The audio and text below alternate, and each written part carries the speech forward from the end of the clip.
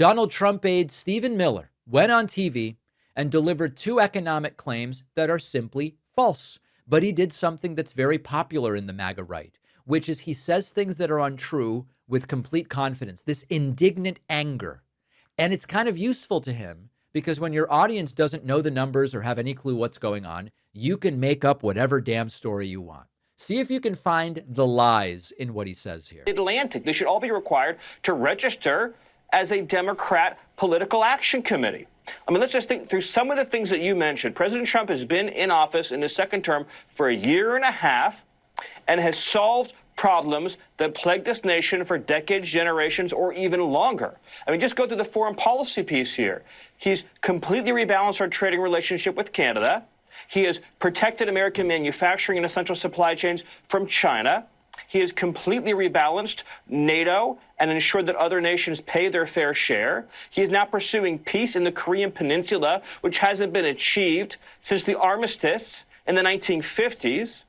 President Trump has single-handedly toppled Maduro, freed the people of Venezuela, and secured the greatest boon for America's energy and supply chains probably in the history of our country. He's taken the fight to the drug cartels, declared them a foreign terrorist organization, used military power to fight these enemies of human civilization.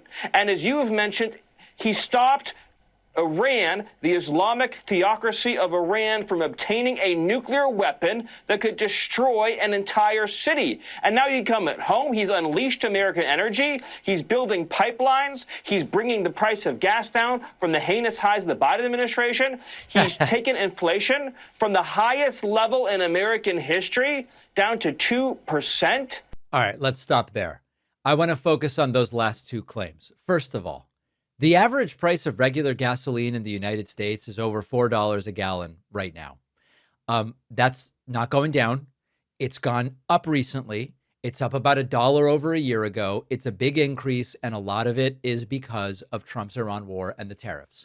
Now, it is true that gas briefly went above $5 a gallon in June of 2022. That was because of Russia's invasion of Ukraine. There was disruption to global energy markets. That was a global issue. But when Joe Biden left office, regular gas was about $3 a gallon.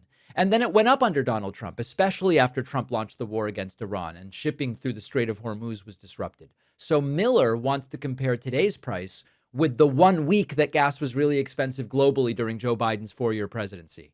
But that ignores how much the price came down, the price that Trump inherited, and then the price went back up. It's like gaining 40 pounds and bragging you still weigh 2 pounds less than the most you've ever weighed. It doesn't really make a lot of sense. And then inflation.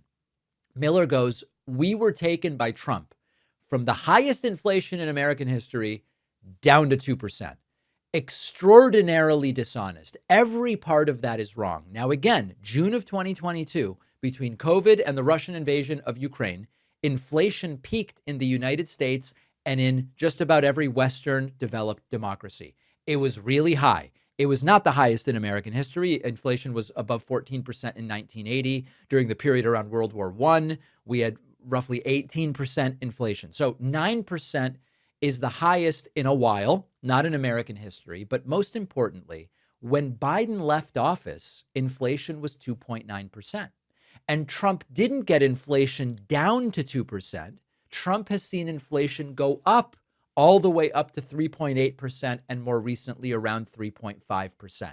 So Miller is, if you pressed him, he might go, well, I'm looking at core inflation, which excludes food and energy, or using some different metric. But even that's not 2%. And even that doesn't change the fact that Americans are paying more for gas, more for electricity, more for groceries.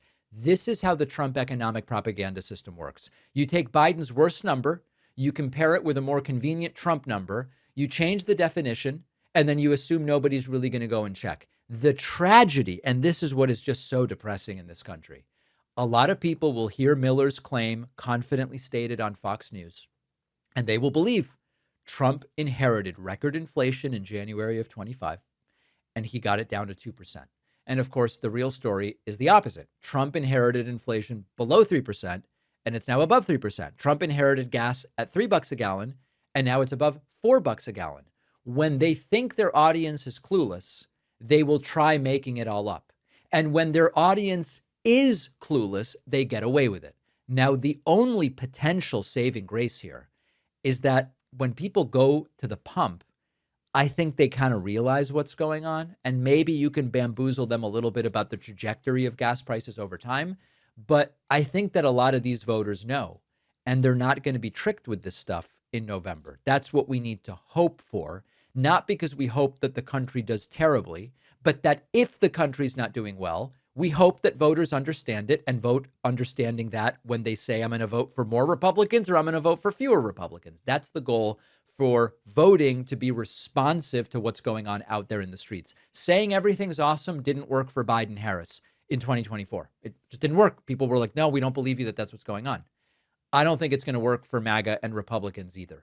Now, another broken promise of Trump's is that the national debt is now at $40 trillion. We are going to talk about that on today's bonus show, as well as the Trump administration undoing plans to boost workplace heat protections. This is an interesting story. And what's going on with Mike Pillow?